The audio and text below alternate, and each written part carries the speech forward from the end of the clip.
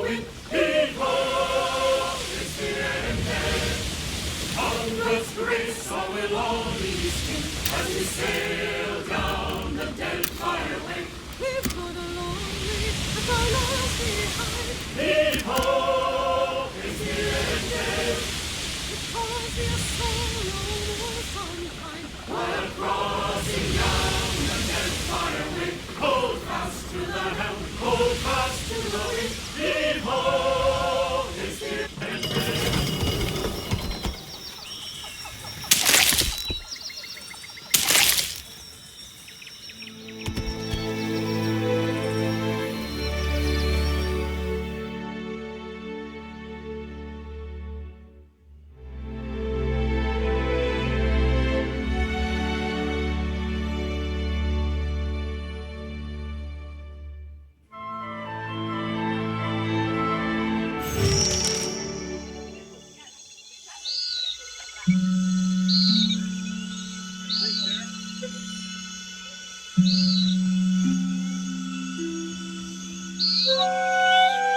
Of course.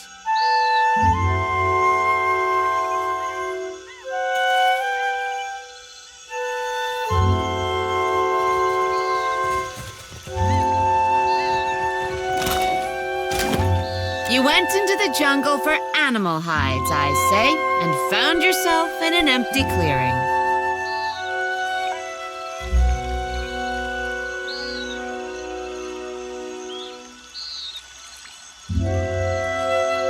Akira, silence is wise.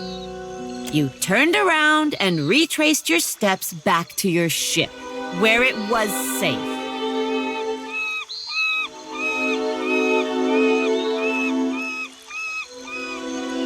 Not if you cannot listen. If you came to blunt my teeth with chatter, try to keep it short.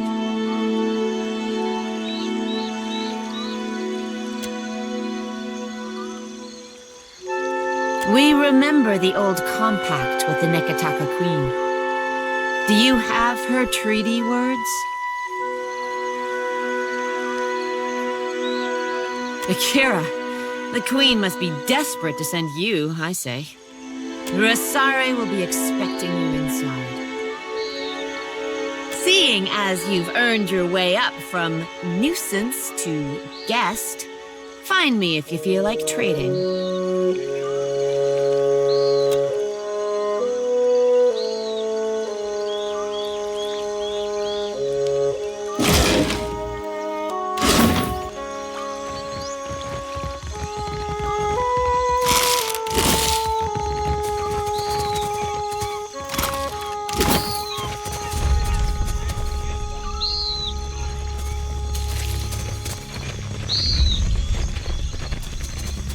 I'll handle this.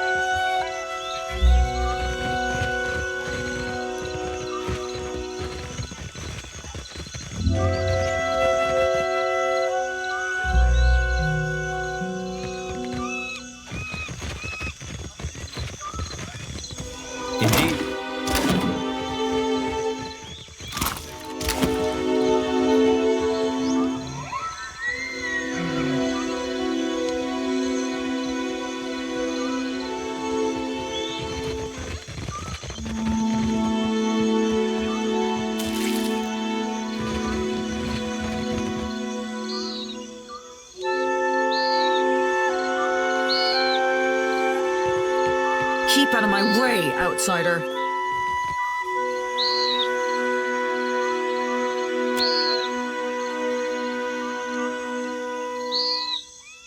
The outsider must leave. Ori Koīki will not be parceled off and bought with foreign lies.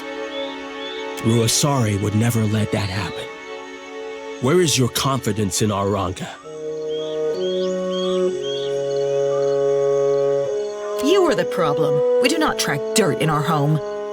We are no better than the outsiders if our Mataru act like inhospitable savages. Where is the courtesy and welcome of the Wahaki? If you have such love for outsiders, let this one speak for himself. You are not the first to speak in honeyed words while caressing a hidden blade. If the outsider turns on us, I say I will drag you through Tangaloa's maw with me. For all our sakes, may I be proven wrong. On behalf of those who remember our manners, welcome to Ori Koīki. We safeguard any land that the trading companies have not stolen out from under Anakaza's throne. The islands will fall if the tribes do not recall our past and Ngadi's covenant. Ngadi bade her followers to protect the islands, the tribes, and the luminous Adra. For this, she gave us the power to shape her domain. If we fail in our charges, the birthright of the Huana disappears. The Wahaki remember this. The Kahanga? They forget. We lost much of ourselves when Cataclysm scoured the Deadfire. Somewhere among the islands, there's a place where we... Ikira, my apologies, but I should say no more. Ask. I am pleased to be making a new friend. She is our Ranga, and the strength of our tribe. I have never seen her without a mouthful of Koīki. Even in battle, she wears a bandolier of fruit. A spirited, passionate, and very hungry woman is my Rusari. How the outsiders enjoy their vows.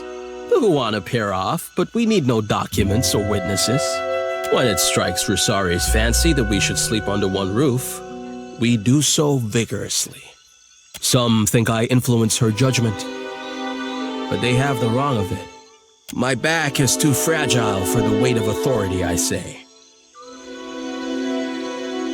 Ikira, I say circumstances have made us rough around the edges. Outsiders come with cannons, nets, torches. They do not come to talk.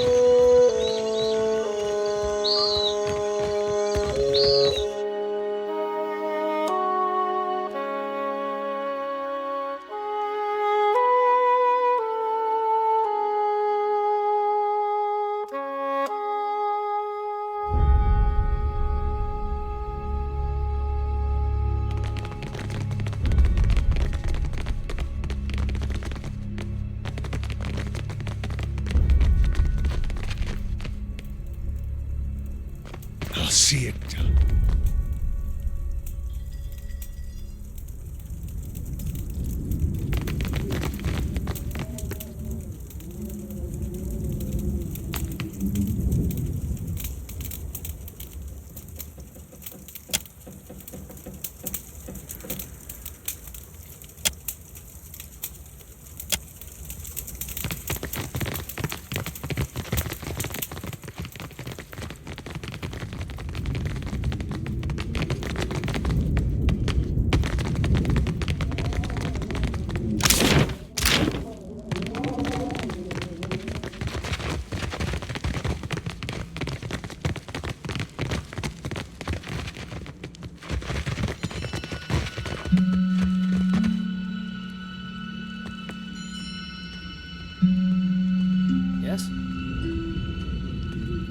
sound. Certainly.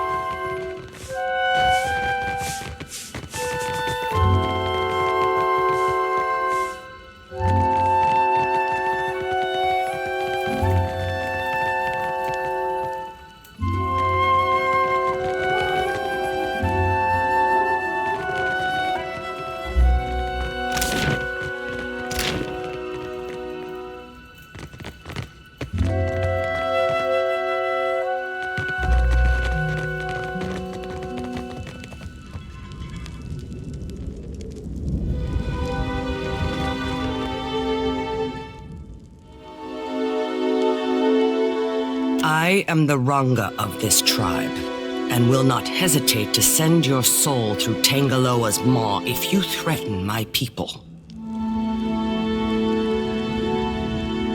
You have the gift of our hospitality during this audience. Do not abuse it. But will our hospitality be returned?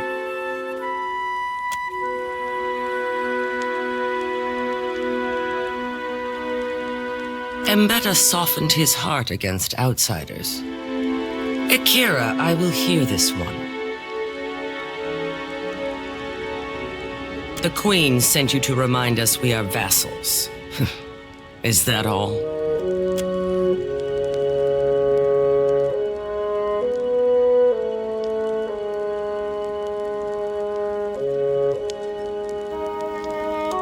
Do not speak the name of those who felled mighty Ukaizo. Their spirits are unwelcome. We do not hide. We are protecting a way of life that others would trample under their boots. The trading companies would strip the land that the gods gifted us and unmake the works of our ancestors. There is much to protect in the Deadfire. Too much for any single tribe. Queen, I am thinking you are very free with this meaningless outsider word. Foreigners hold the islands upside down, shaking them to loosen their riches. Onikaza gives them comfort. Akira, these are not the actions of a queen.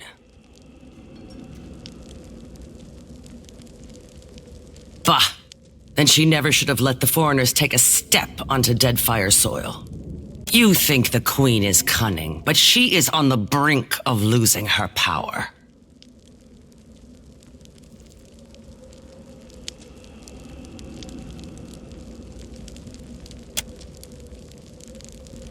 The Kahanka Queen shows her belly so that the enemy will overlook her claws. This is a worthy tactic. Velia and Rawatai are foolish enough to fall for it. Before I agree to Onikaza's terms, I must deal with a pest of my own. Not as large as the trading companies, but nearly as vicious. You are knowing that the purchase of foreign slaves is allowed in the Deadfire? To buy and sell kith is the work of monsters. These slavers hunt the waters around Koīki. Like cowards, they shy away from the deeper jungle. They steal my people from their fishing boats and sell them like pigs at auction. Where is Onikaza to stop them? Someone must teach them the meaning of Wahaki vengeance, I say. Could this be true?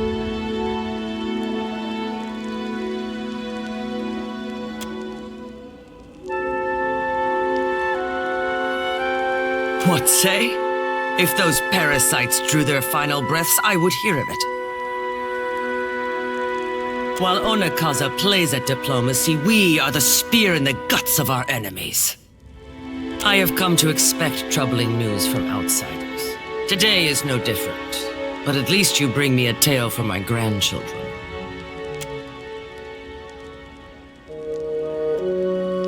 Rawatayan warships circle Crooksburg, and the cries of bondage carry across the waves like the song of injured gulls.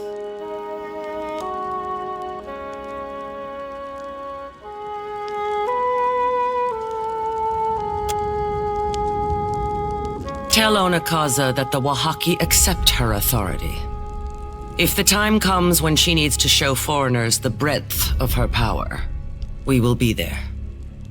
The hospitality of the Wahaki is yours. Respect our ways, and cause no trouble.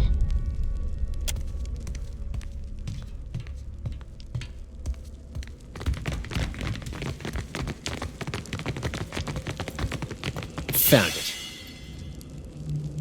Indeed.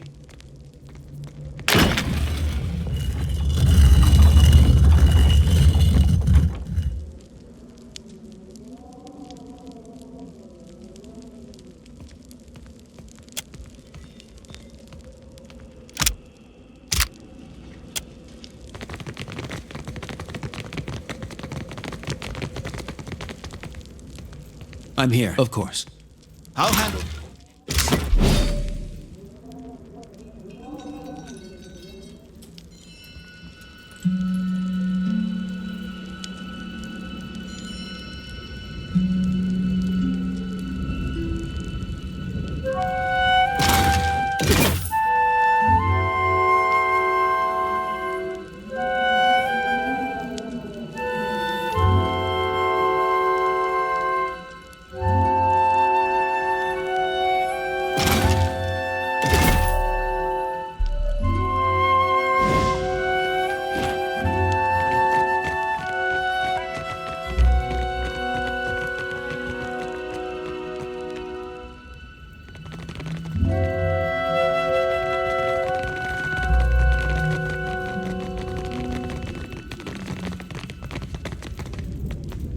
Outsider.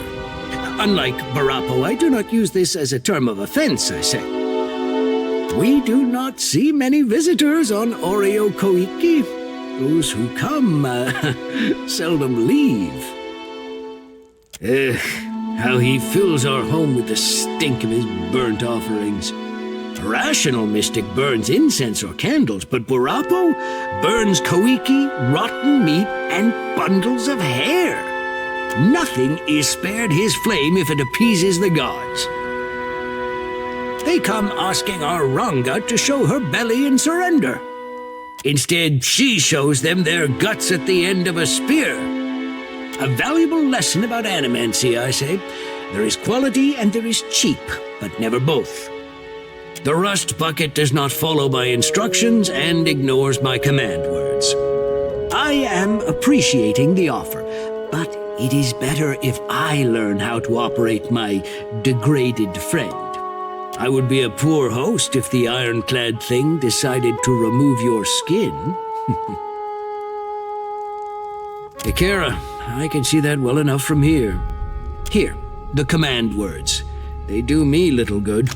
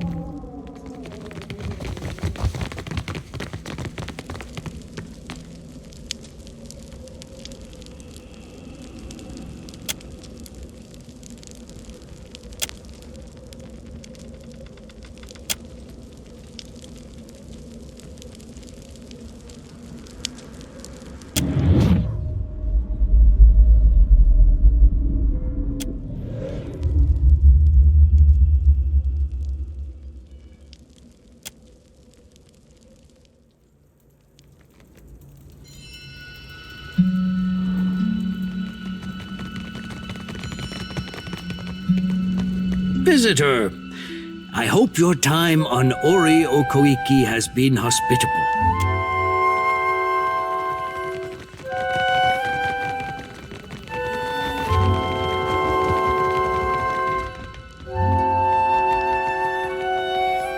I would pray louder if it kept outsiders away from Ori o Koīki. I say Ruasare would not like it if I denied you hospitality. The tribe balances on the edge of ruin, and my burnt offerings appease those who watch over us. Godlessness raised the Green Man, and the gods will put him back down, I say. Poorly. He ventures away from our islands and invites the wrath of the gods, I say. May Ngati devour that outsider construct he dragged back with him.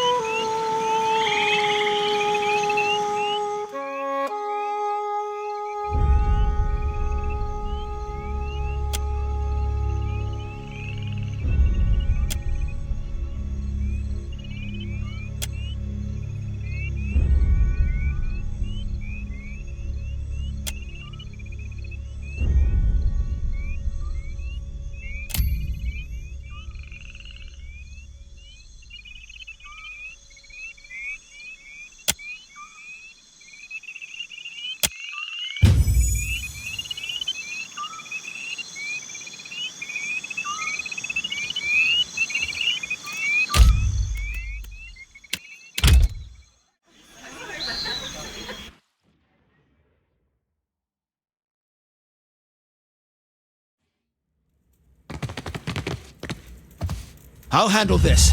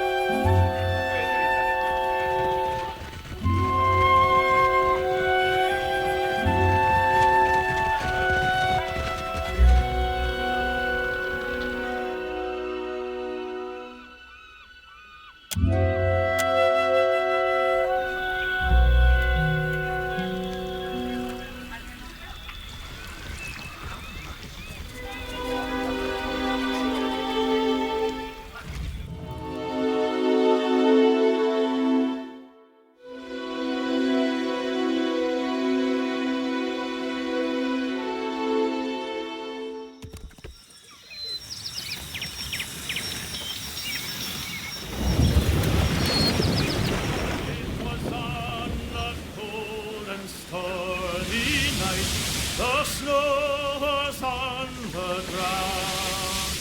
A sailor boy stood on the quay. His ship was outward bound.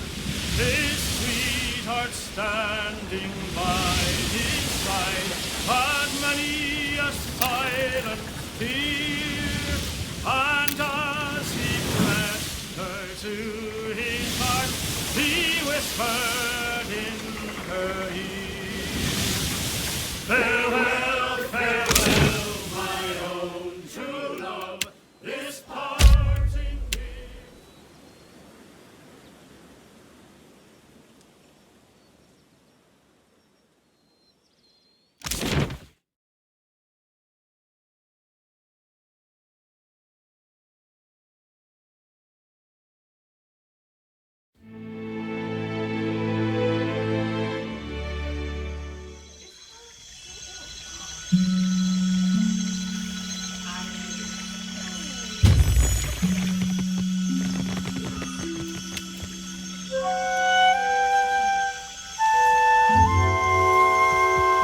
scouts tell me that you sail from Koīki.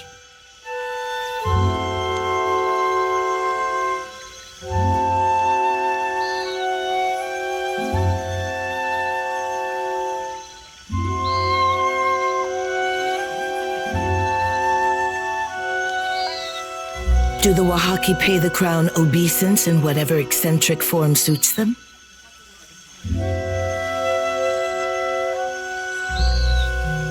You have united the Juana with our missing limb.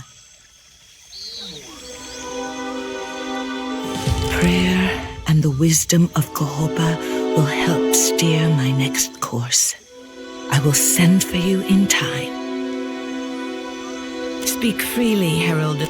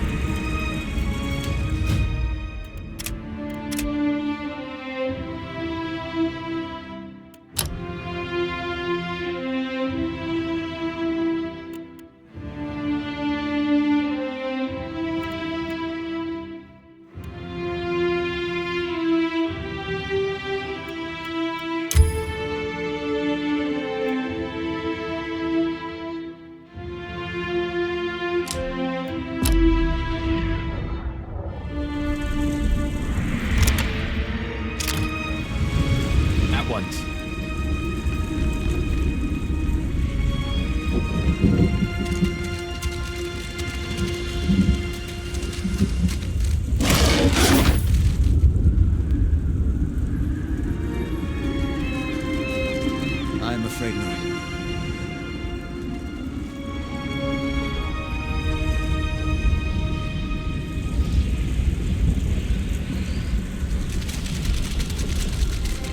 Happily.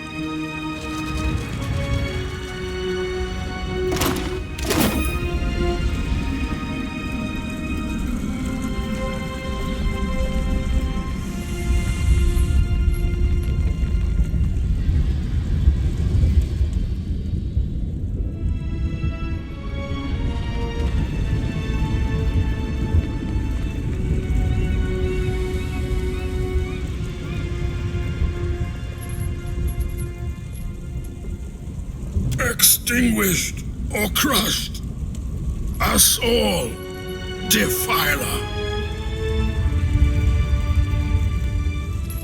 You are not mistaken. I am but one of Margren's elite champions, birthed from her flames, soon reunited in glory. Damned Reaper of Souls and God of Lies, Margren's most foul enemy.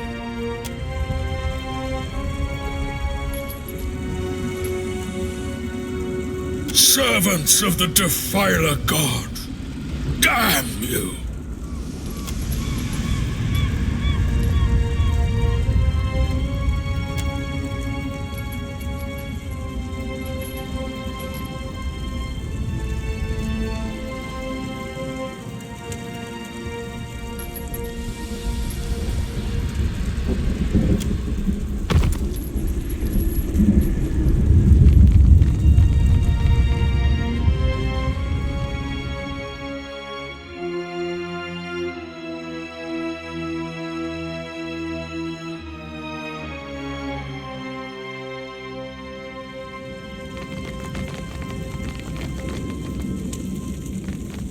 Of course.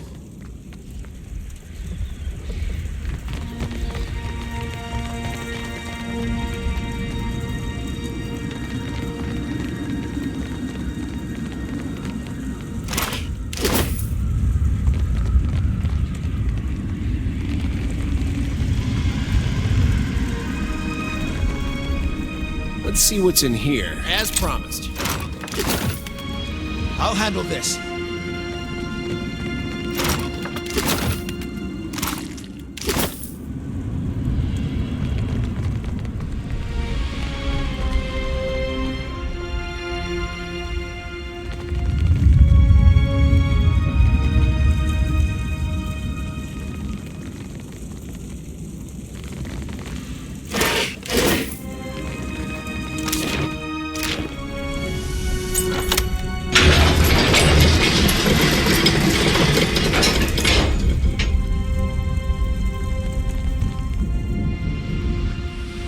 Trespasses in the goddess's maw?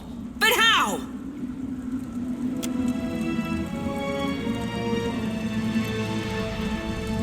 You must seek to follow in your Defiler god's footsteps. You will not, for I will smite you where you stand!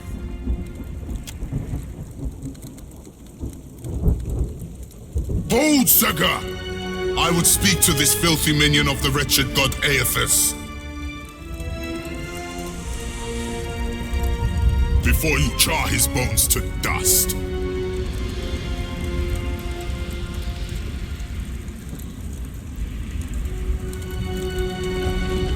You must possess an unfathomable power to have kindled the interest of such a giant. Yet you imply you do not serve him.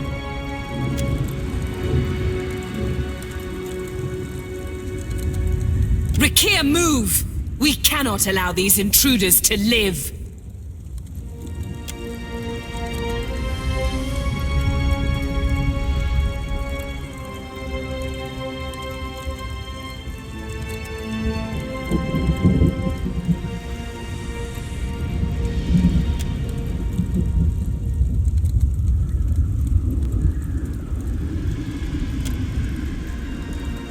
You would face us in battle rather than flee? I like your mettle. Kethu does not cower before Margren's greatest warriors.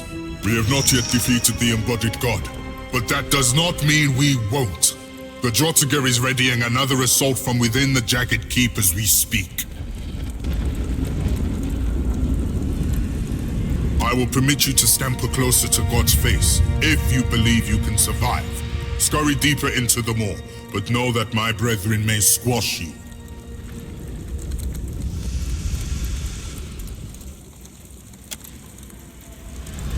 Our duty is foremost to Margaret. We guard the maw to its fiery end. All who neared the intruder god were gutted until extinguished. You think your soul could last even half so long as Rathoon's? Maybe the Kith's will last longer. Only Margaret's shrine with our Jagged Keep can lead you to the Defiler god. Kith, if Margaret wishes you to face him, surely she will fire the way. First, we recover the wounded and their weapons, drag them into the Jagged Keep. And then, we will kill a god. I'll be with the bodies, but this time gentle your grip. It can't be helped, Rakir. These fallen are brittle. I'll handle this.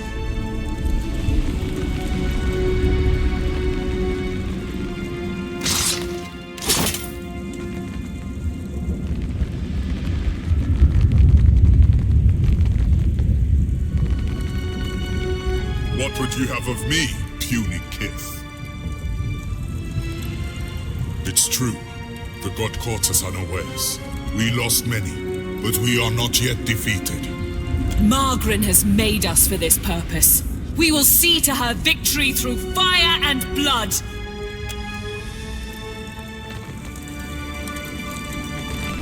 Sarah.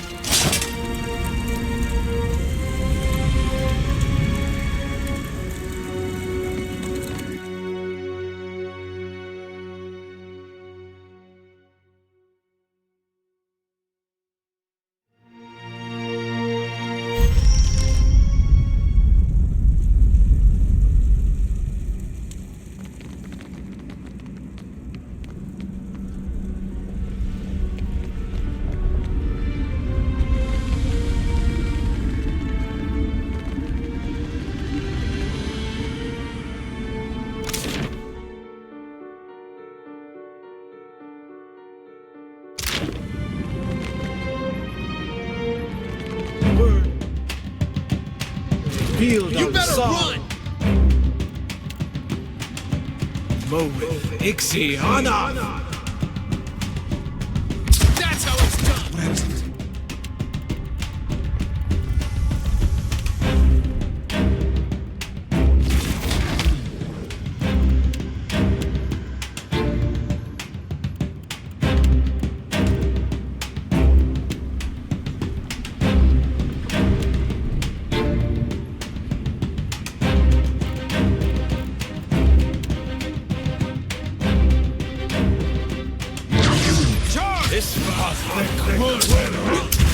Quick, toss me something else. What is it? Of course.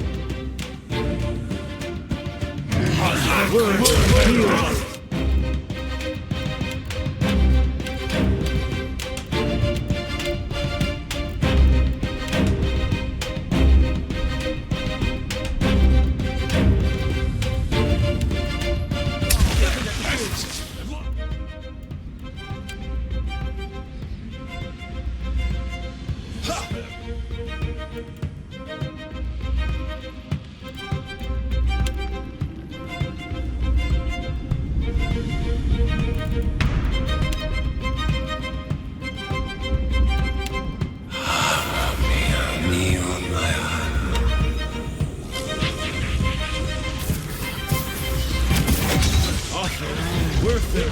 Draw!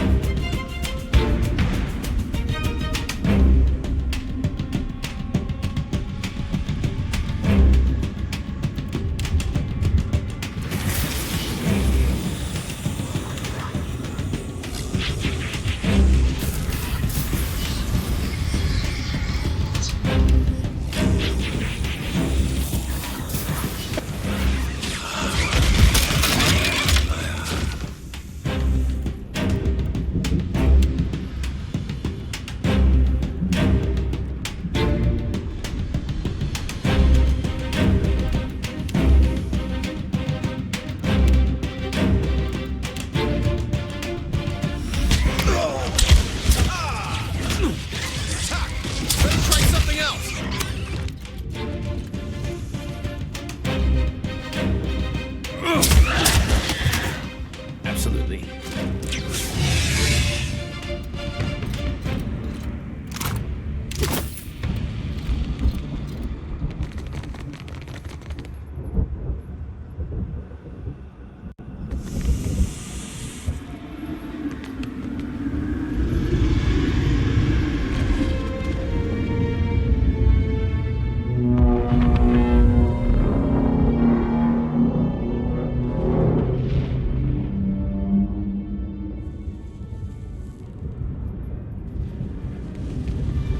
I'll handle this.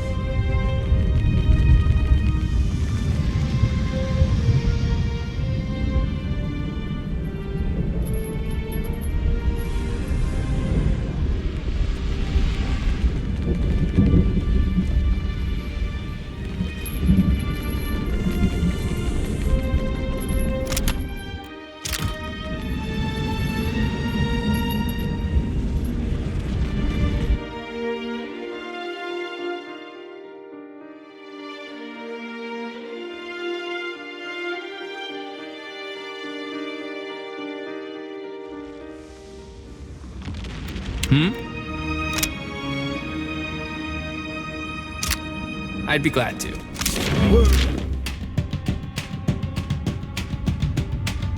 I'm here. Field on Saul.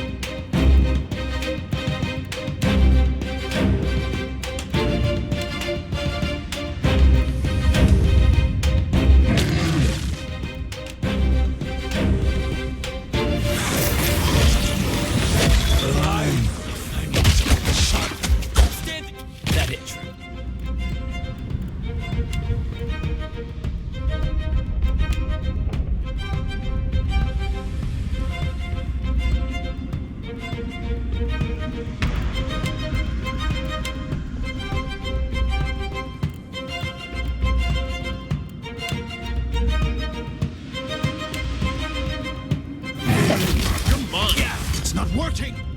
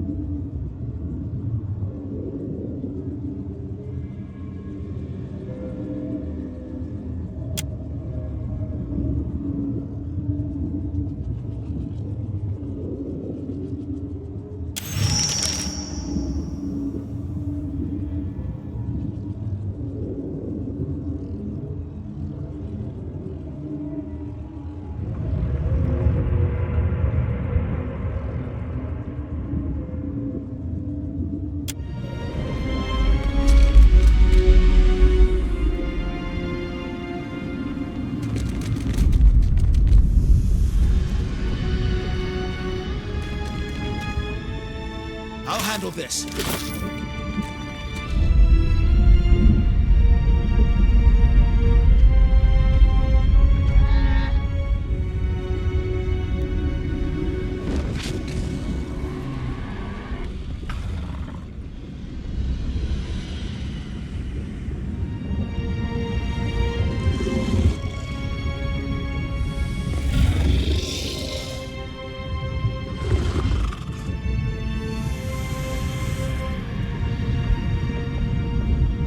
Who comes now to stoke the flames of chaos further?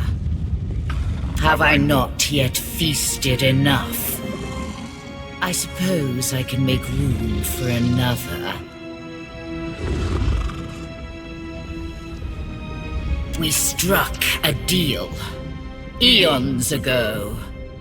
I did with a wily Brenthis. It's true these Rathun fed me exquisitely for so long. But today, they sought my wings like a firestorm to battle. My fangs like hot spears to pierce a god. I am the heart of the fire. I cannot be controlled. Not by a giant's weak will, and not by a sputtering trinket. And you, wretch, you are certainly soon to be dead.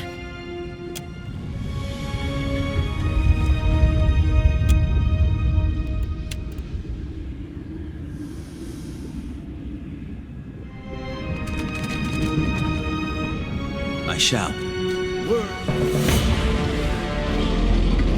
Field on song.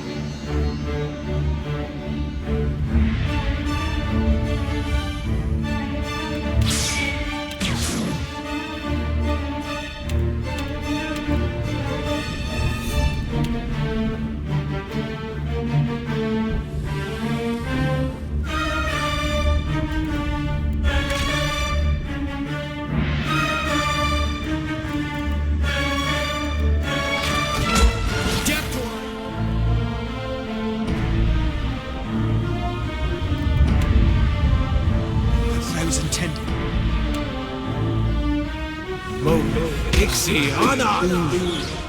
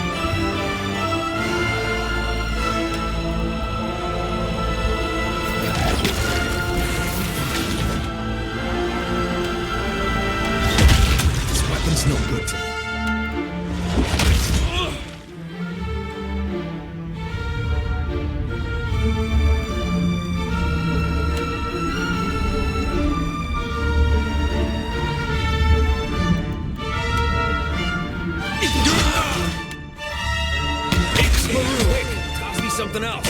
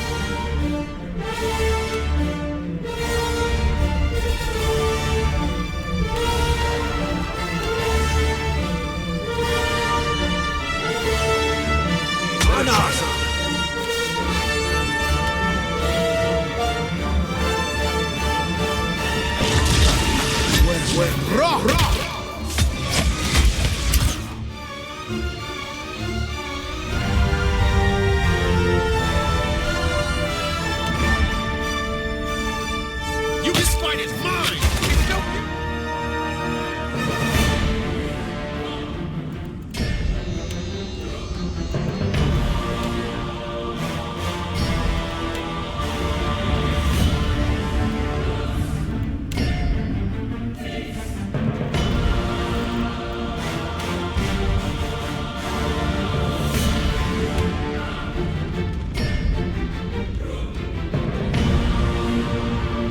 Face my...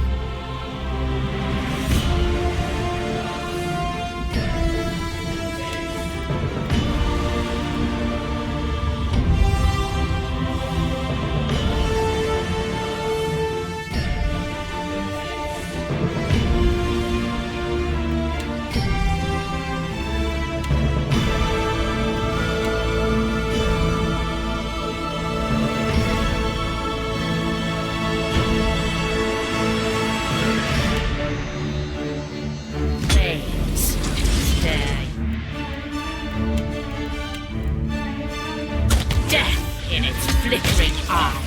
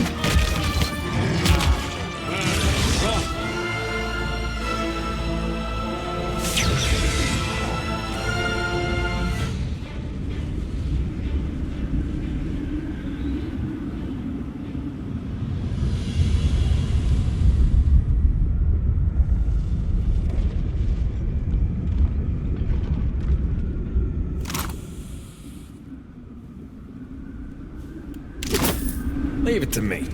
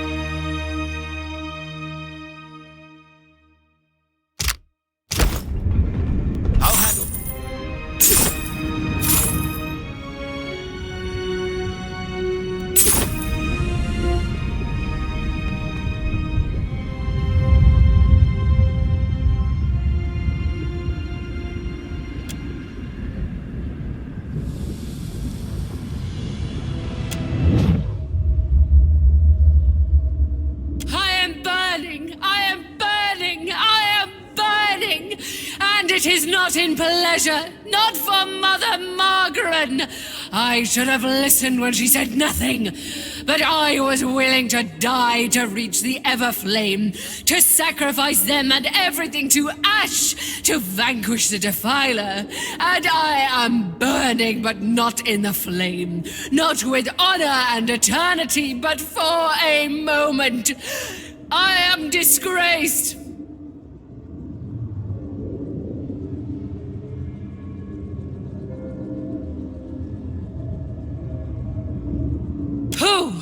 Who will lay the talk before the mother to fire the way? Who is left? Who will guard the sacred spire, the mother's mind?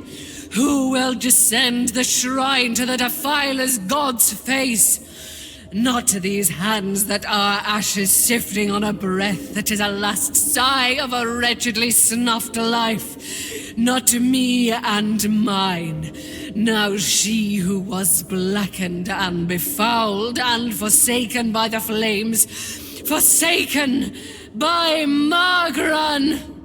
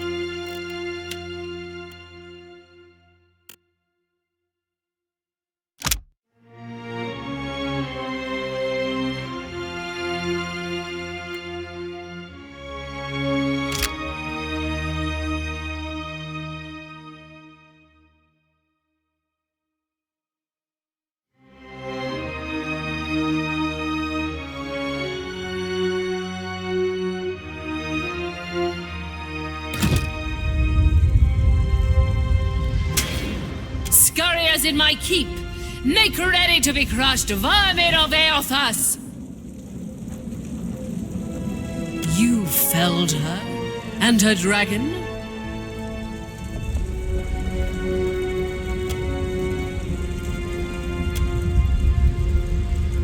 Then the Bathor will decide your fate.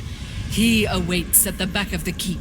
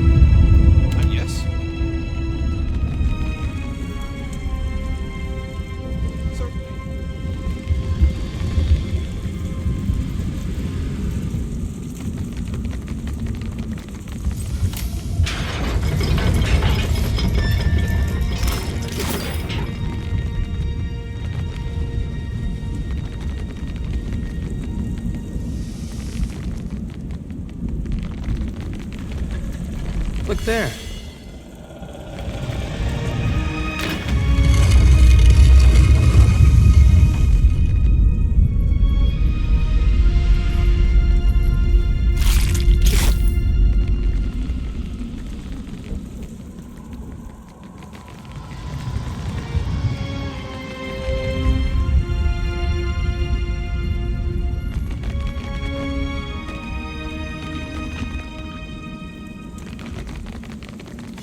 Wonder what?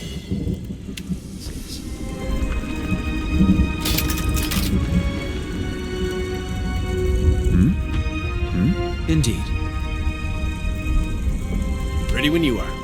I'll have this open in no time. That'll do it.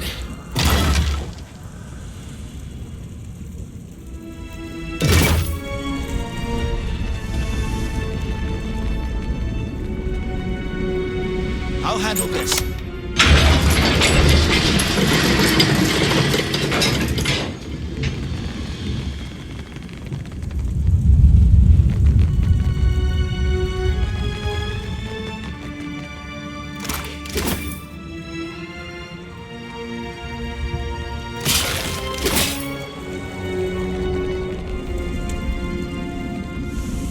I'll see it done.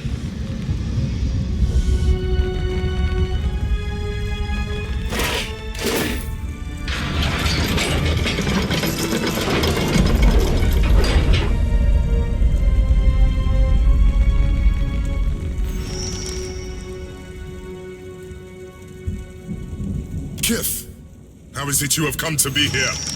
Nay, it is of little matter. Your words hold no weight, Kith. Rathun decide their own battles. Think you could fell even one of my warriors? You may be right. Even one loss is a blow I cannot currently risk. Eothas deserves death, not words. The Defiler goddess brought war to Ashen Maw in revenge against Margaret and her Rathun.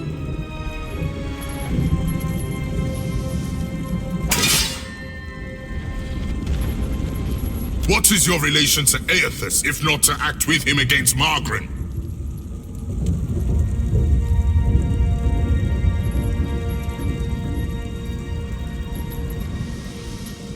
Then you two have cause against Eothas, as we do.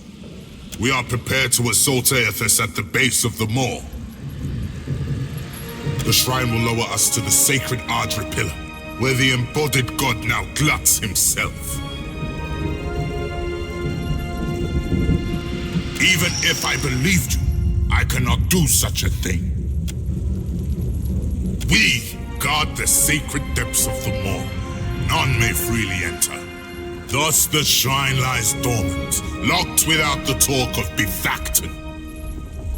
Our high priestess, the Brenthis, is the talk's rightful bearer, but she has yet to return to the keep. Then it is as I feared, and as I felt. Her flames have been extinguished. I do not share the Brenthis' ability to commune with Margaret, but I must believe the goddess would will us to fight. We must make a final stand.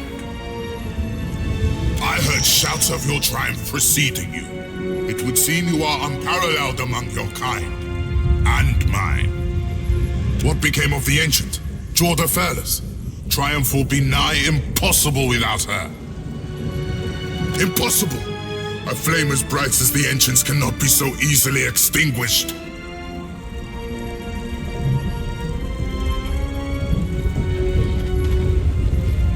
I was a fool for trusting you.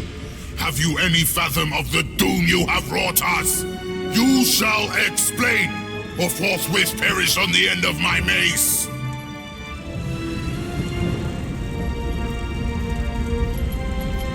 The Ancient attacked them? The dragon could be fierce and unrelenting indeed, but I trusted the Brenthis' power would command the beast. How disturbing and unfortunate. She would have been a mighty ally against Eothas. We've no choice, despite the odds. We'll attack without either's strength. If this is to be our last stand, we must prepare ourselves, either for victory or for sacrifice. Lest Margaret forsake us for our failures. You've earned the right to Fire Shrine with the talk of the Ever Flame, but we cannot join you as yet in facing the Defiler.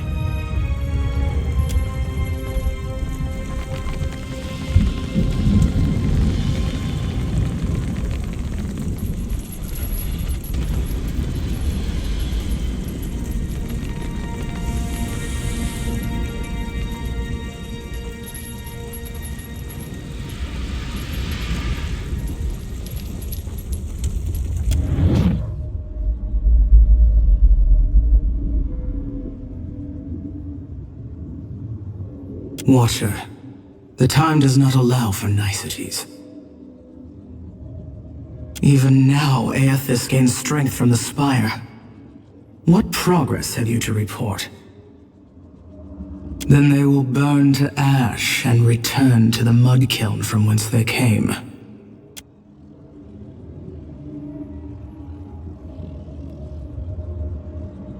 Presently, I shall erupt this volcano, and with it, consume Eothas. I suggest you retreat if you at all value your mortal form. I formed the Rathum to serve, to ward against Kith in order to safeguard Ukaizo. Now they have served me. Their sacrifice is not without honor, as yours, too, will be. Fare thee on, Watcher. My condolences, should you die.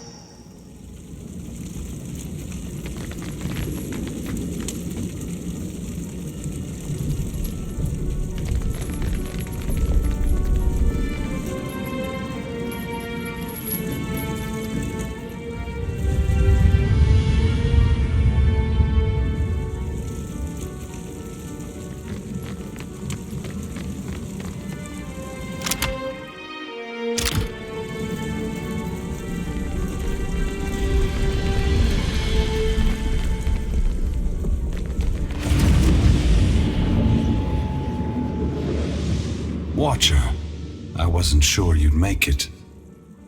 But there is enough of you in me to grasp that you had a better chance than most. Some would say it's because you have a strong soul. Great deeds come easily to one so spiritually blessed. Or have you become great because of what has been thrust upon you? Watcher of Cadnua, Herald of Berith, Hound of Eothas.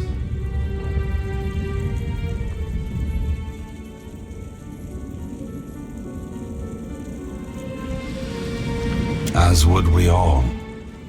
But you have come a great distance for answers. What would you ask of me, Watcher?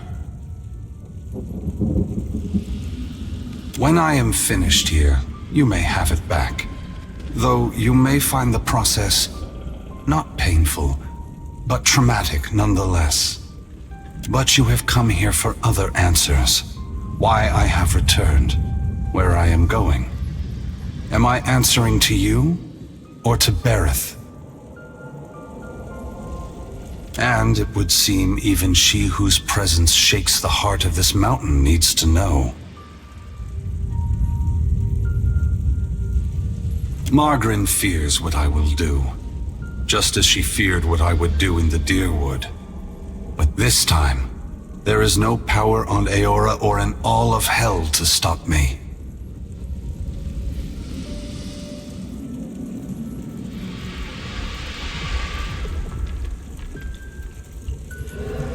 Understand that what I'm saying is neither a boast nor a challenge. It is the clearest statement of truth I can give you, give Berith, in the hopes of dissuading you from taking actions that may harm others.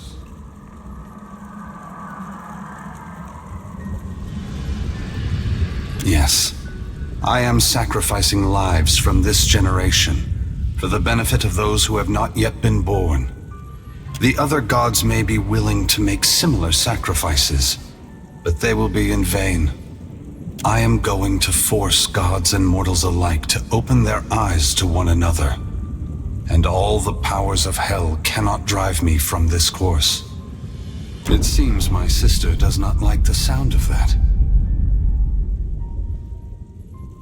I want to return the gods to our original purpose, and to allow mortals to worship us, or ignore us, for what we are, not what we pretend to be. When I entered Widewin, I did so with the intention of illuminating the history of Anguith. I wanted to show all the nations of the Eastern Reach the machines we had used to create ourselves, how we had hidden our true nature from mortals for millennia. But even if I had succeeded, my words would have been easy to deny.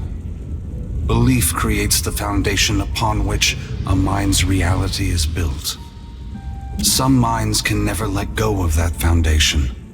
They would rather hold tight to the world in their mind than accept what they're being told.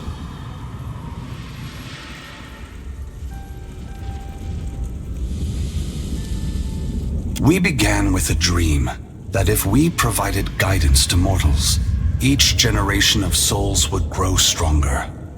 And if the souls grew stronger, societies would become better, moving ever closer to achieving the potential we believed all mortals have within them. Over 2,000 years have passed. Hundreds of generations have been born, lived, and died. If the world has improved under our guidance, mortals should be prepared to understand the truth.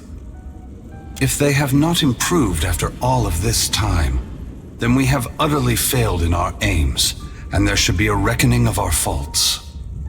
The time has come for a new covenant between gods and mortals. One forged in the light of truth and understanding between our kind.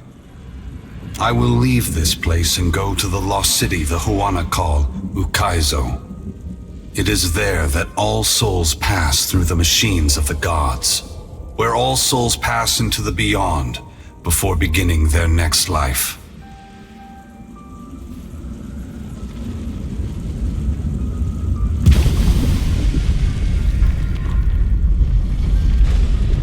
When I reach that place, I will find our great machines and tear them to pieces. I will smash the great wheel until the lights of hell all gutter and die. And when my work is done, I will leave this world forever.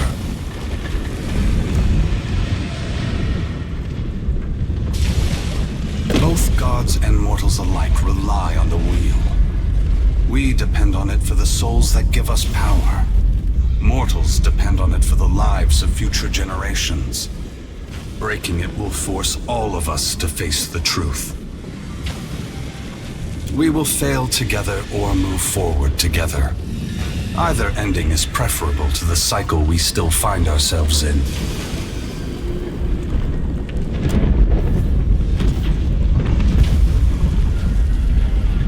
Once again, the gods have put you in a precarious position, Watcher. Considering all the troubles I have put you through, the least I can do is protect you from the wrath Magrin has intended for me.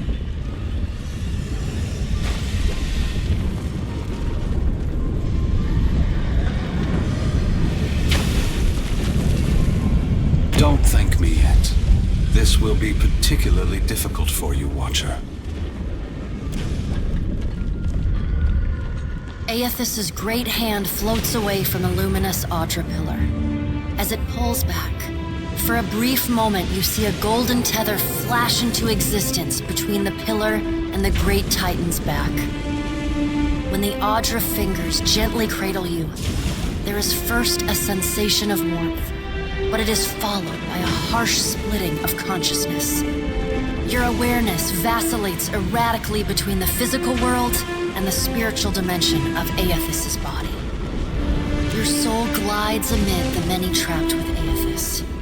As your brilliant form passes by them, they call and reach out for help. Below Eothas' body, the volcano erupts. Molten rock rushes over the great Audra body, but does not slow its movement. Rathun rush to higher ground, but cannot outpace the lava, which overwhelms and consumes them as it rises. Your attention returns to the heart of Eothas' body. Deep within the whirling masses of souls, you again sense your own presence, the fragment that was taken from you. This time, you reach out to it as it reaches out to you. You meet somewhere in the great mass of Audra, the rest of the souls fading at the edge of your awareness. We are together again. Are you ready to be together again?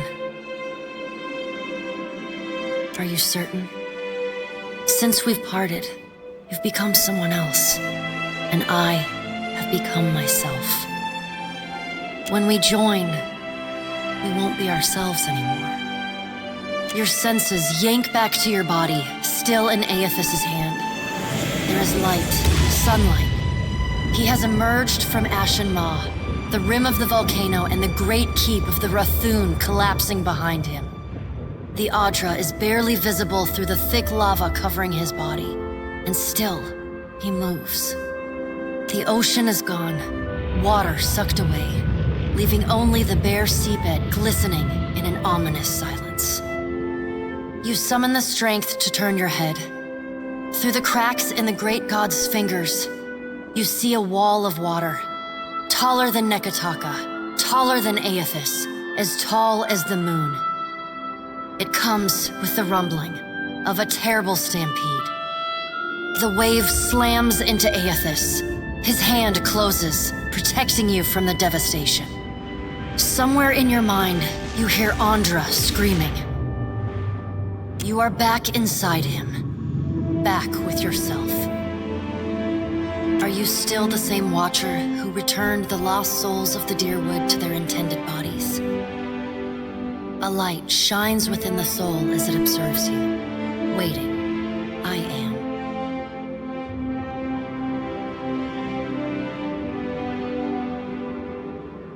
Good. Then this should be easy. You feel cool air, seawater. The back of your mind pulls your attention back to your body. Eothas stands amid the now calm waves. Kraken futilely clinging to his limbs as he gingerly sets down your ship with one hand. He carefully opens his other, setting your body on the deck. As your head comes to rest, your vision rocks forward, pulled back into the Audra, back to your soul. Some of us is lost to him. Fragments and the empty spaces between them. They will always be a part of him. But we are still us. And it's time for us to go. Together. The soul rushes toward you, flying into you with ferocious speed. You are thrust back through the Audra, out of the palm of Eothas' hand, back into your body. You can feel the sensation of your skin, the warmth of the Audra, but you are not fully in control. The other soul struggles to reach the surface of the body's consciousness, but you pull it down. Entangled, you float in a dark, boundless expanse.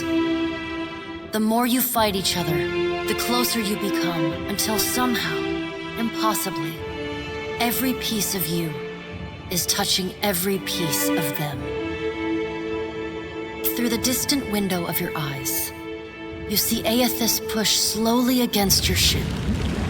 Though his touch is light, it is still the touch of a god. The ship lurches, rapidly tearing across the water southward. His hand pulls away from your ship's wake, his body straightening, towering overhead. The volcanic rock, now cooled and gently steaming, sloughs from his body as he moves. The Audra beneath is still immaculate, unmarred. He watches you depart, and you hear a voice in your mind as you sink deeper into the blackness of sleep. Tell them what you have witnessed, Watcher. Tell them what is coming. The windows of your eyes retreat into the distance. The fragment of your soul is so close to you in the darkness that you can't tell if its thoughts are separate from your own. Eothas is going to Ukaizo? He's going to stop the wheel? Eothas is going to Ukaizo. Eothas is going to Ukaizo. He's going to stop the wheel.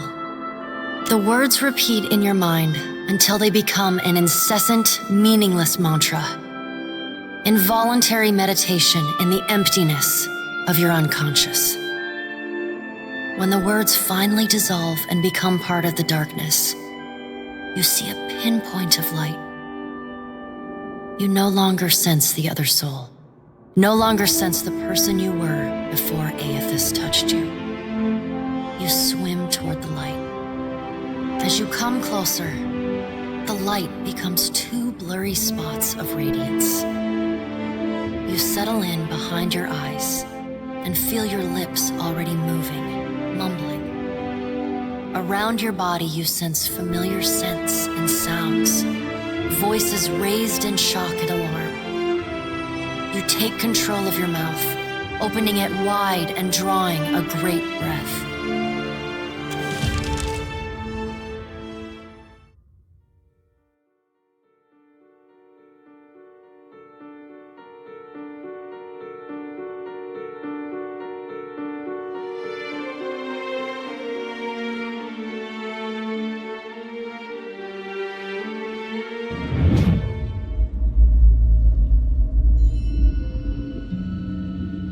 Are we simply going to wait? What if he never wakes up? Are those frilled collars stuffed in your ears? If the Watcher's mumblings are right, then Eothas is marching on Ukaizo. We have to move. He's seizing power from the very gods who betrayed him, destroying the wheel to make sure they never come back. It's a coup, and we have to muster the strength to stop it. The unraveling of Kohopa from Tangaloa is our greatest test from the gods, I say. We must live to deserve the world they make for us.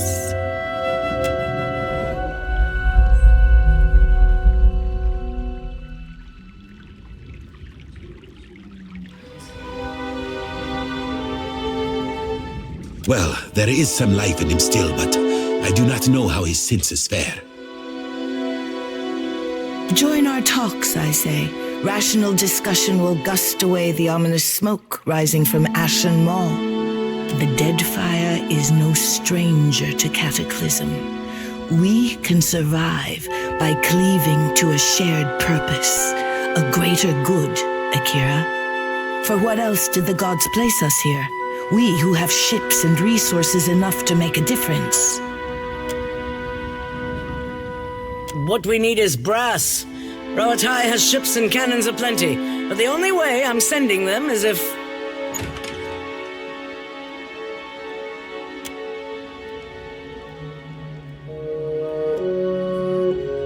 Ships have formed the blockade around Queen's Berth. Their commander demands parley with Serpent's Crown. What? But what about our ships? I must get a message through to the captains. For what do our enemies paint a target on their hull? This is a stirring bid for my attention. Send word to my water shapers to drain the sea around the flagship. I would parley on better terms than this. My queen! They fly the colors of pirates! The Principi are... Well, what have we here?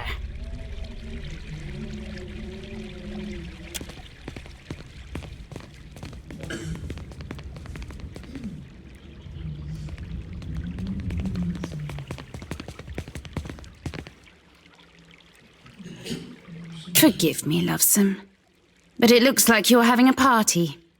A rather fine one to which you didn't invite me. You painted vagrants are a plague on my tribes. Why should I not hang you from the walls of my garden? You should be asking yourself how they got in here in the first place. Oh, I do love when they squabble. But I'm here for neither pleasantries nor entertainment. We've bigger fish to fry. Or should I say gods?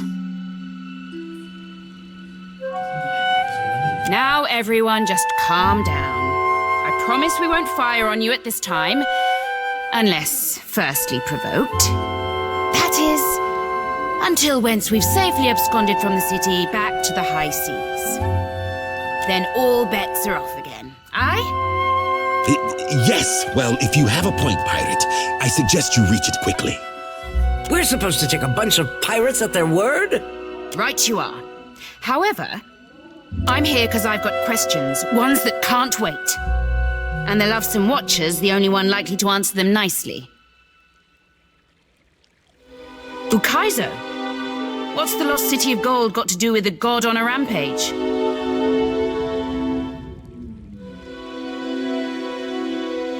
Well, fuck if that doesn't put things into perspective. But what's that even mean in the long run? Folks who die won't be coming back again.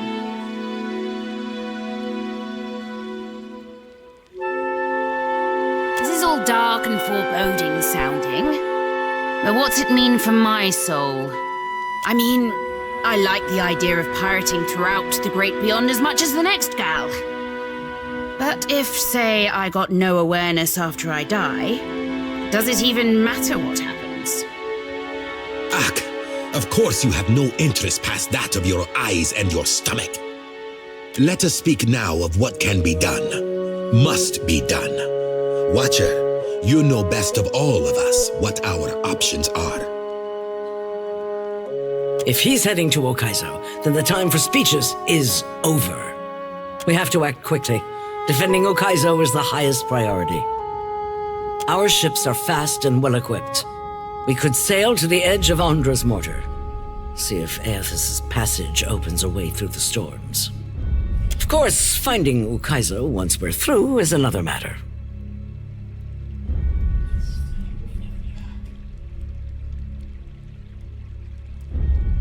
That's so.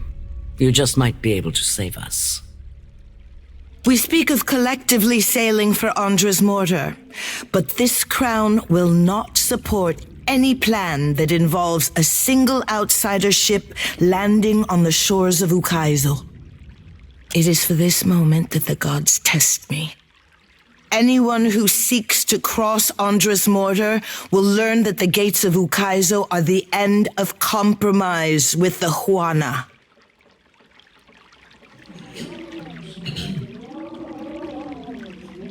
I think I'm getting the gist of it now. While these witless princocks go at each other's throats, we Principi will cut through the storms and plunder the City of Gold. Whatever Eothas is seeking in those ruins, we'll find it, and then we'll sell it to the highest bidder. That, or me and mine will have front row seats to the end of the world. If the Huana cannot take back our beginning, then our end fast approaches. The gods will judge us by our devotion to Ukaizo. Are you going to guard it as closely as you've guarded your palace today? Ukaizo was yours once, and you lost it. Meanwhile, the storms that cover Andra's mortar plague Rauatai too. We will help the Watchers stop Eothas, but we will not leave our country's future in soft hands. We hope the Watcher agrees. Watcher, there are two kinds of people in the Deadfire. Those who have called it home since time immemorial, and opportunists. With Ukaizo under our control, the Huana would restore order as it has not been seen since the days of our ancestors. Order. And the only question is whether it will be the order of ignorance and tradition, or else of conquest. The secrets to be found in Ukaizo could elevate us all beyond the telling. I will not relinquish that dream so easily.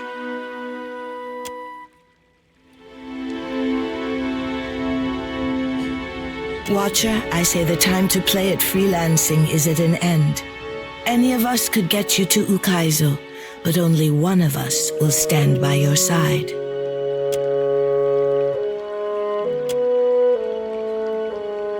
Let's speak, Watcher, while we have the chance.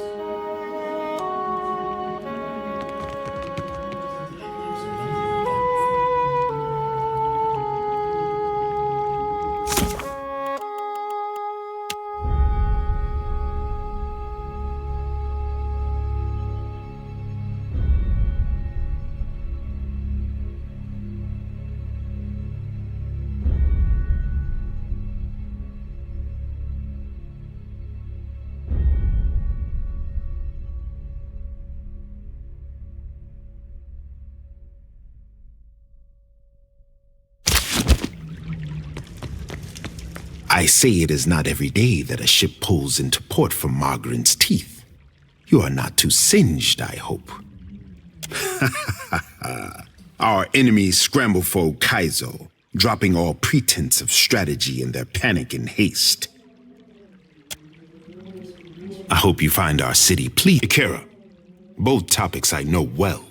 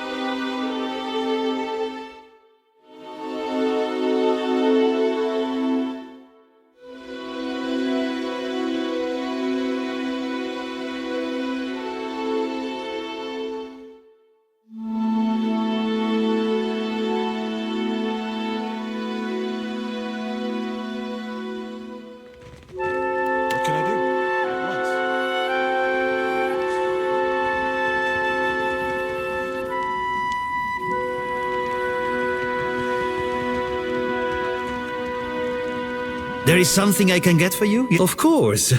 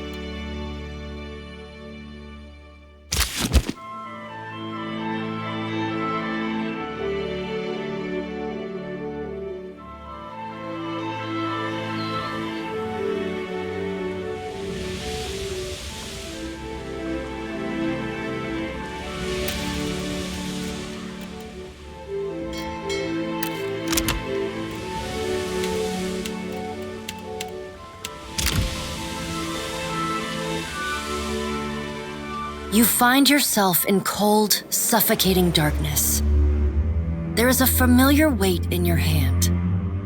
A lantern. It sputters to life, and the world shifts into focus. A staircase spirals endlessly below you.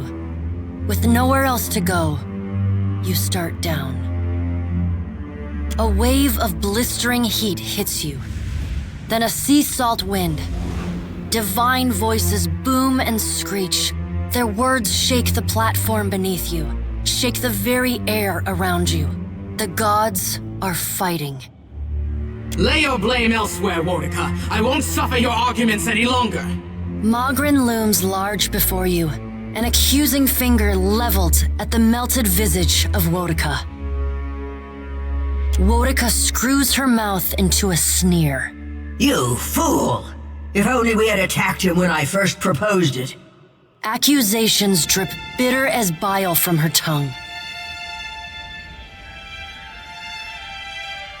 You would dare interrupt me? Wodika extends a hand, looking for a moment like she intends to swat you from the platform. But the pallid knight gives her a long, impassive look, and at last, she jerks her hand away. The pallid knight looks down at you, a frown etched deep in her otherwise statue-still features. I am afraid we are not at our best. The Watcher's returned.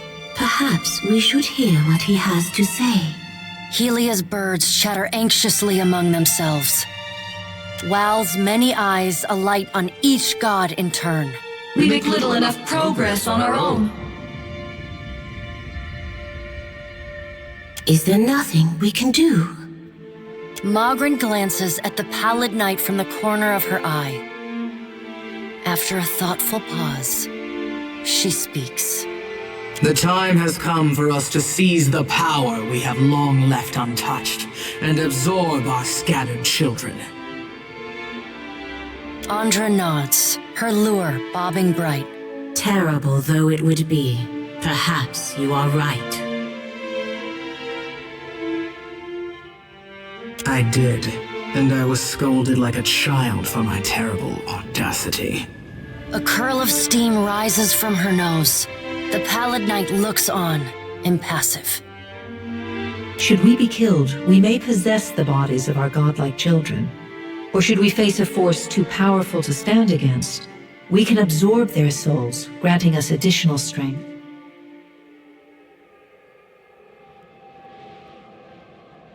Helia's wayward daughter, yes, she would die. Her and thousands of others. The pallid knight speaks with the chilly temperance, possessed only by the god of death.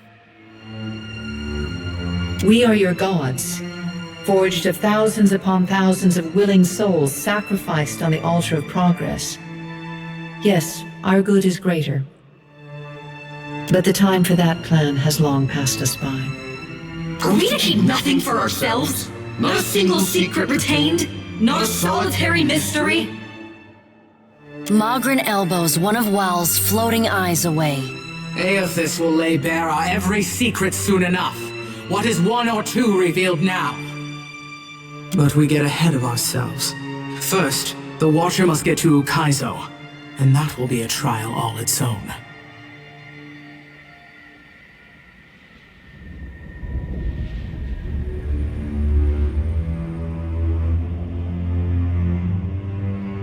The Guardian of Ukaizo has stood watch over that place for millennia.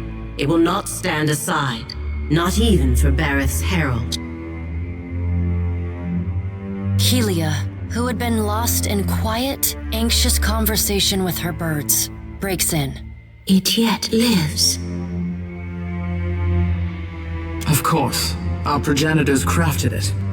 A pair of Helia's finches come to join Wal's floating eye. They hover just out of Magrin's reach and swoop in to poke her when she's not looking. And the Watcher will be forced to reckon with it if he wishes to confront Eothas. The birds at last linger too long, and Magrin slaps them away. They burst into a cloud of essence, then reform, and fly in a screeching chorus back to Helia.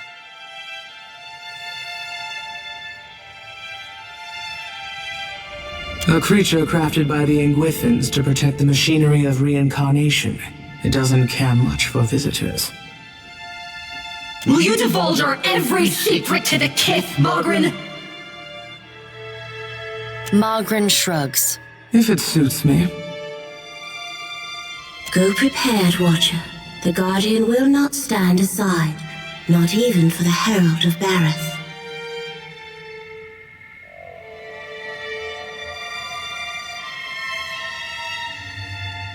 It is not one of Galawain's mindless beasts. It has a heart and a mind, and it will throw neither away to oppose Eothas. And Eothas will not fight the creature. It would prove little more than a distraction for him, especially as my tsunami and Mogren's volcano couldn't stop him.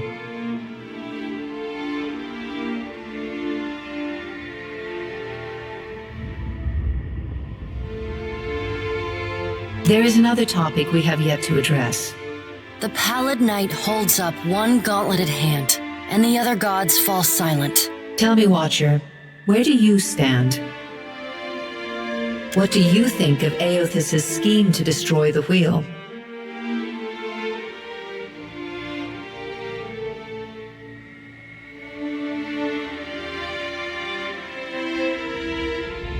And so many will suffer needlessly for it. Kith will have a few generations at most before the Beyond is vacant of souls, and adaptability is your greatest strength.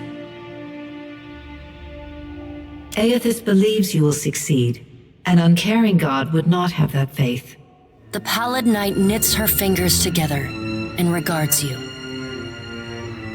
You would take his side? He destroys your wheel! The Pallid Knight turns unblinking eyes on Wodaka. Put aside your childish notion of sides and open your eyes. You are made blind by your rage. Eothas loves the mortals more than any of us. He has always been their greatest champion. He believes Kith will rise to his challenge. I am not so sure, but I look forward to watching them try.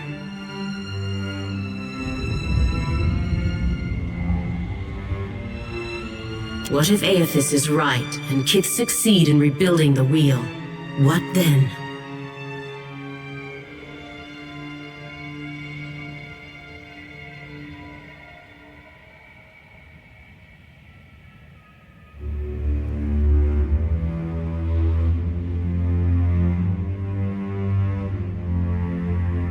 And what if they fail? Then they die. And so do we. We have to help them. Helia's voice rises, near to panic. Wodaka drives her fist into her hand. Help them! We should finally bring them to heel! The Pallid Knight raises a hand and stares at Wodaka until she falls silent. Watcher, Eothas yet values your counsel. The Pallid Knight's eyes bore into yours. An impassioned plea from the Hound of Eothas may still temper his actions. Confront him at Ukaizo. The future of Kith and the gods rests on your shoulders, Watcher, so I hope that you do. The Pallid Knight's stern countenance softens. Time moves swiftly away from us now. The Pallid Knight spreads her hands before her. Go, Watcher. Do what you must. The edges of your vision begin to dim. Like a sun setting, twilight encroaches on your mind.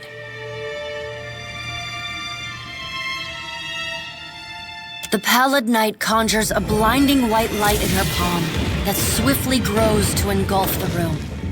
Then, the crack of thunder rends the air, and you feel the floor drop out beneath you. You come to flat on your back, staring at an all too familiar ceiling. Alone once again.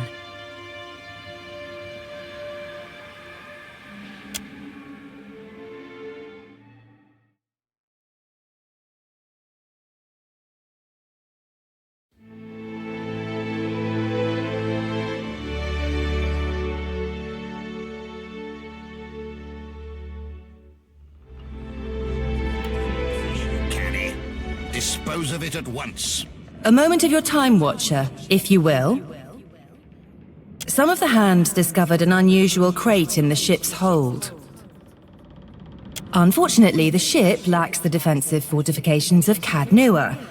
A crate could have been slipped aboard at any of our ports of call, assuming it wasn't placed among our goods as we took on supplies. It is roughly a yard to a side and labelled beans. The hands who noticed it were tasked by the cook to bring up ingredients for the evening's stew.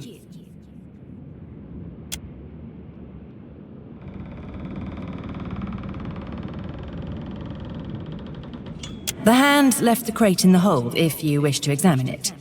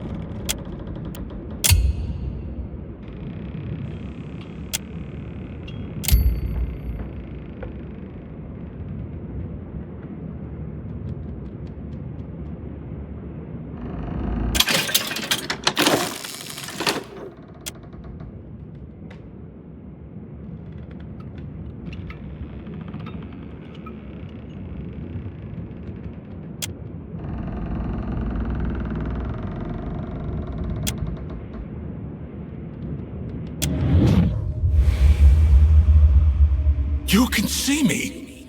It's really you then, the captain of the Defiance. Oh, this is fantastic!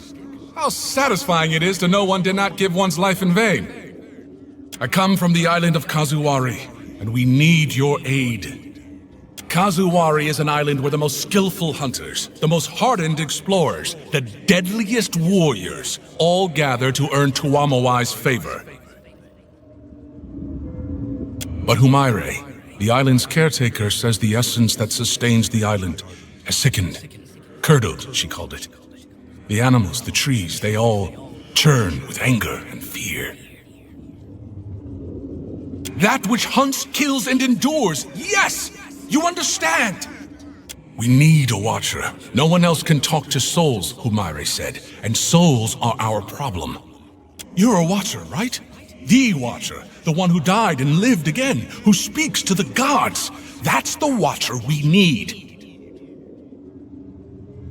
I knew it! I knew Humaire wouldn't have lied.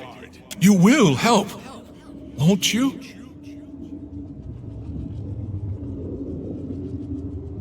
Oh, that's fantastic! Thank you!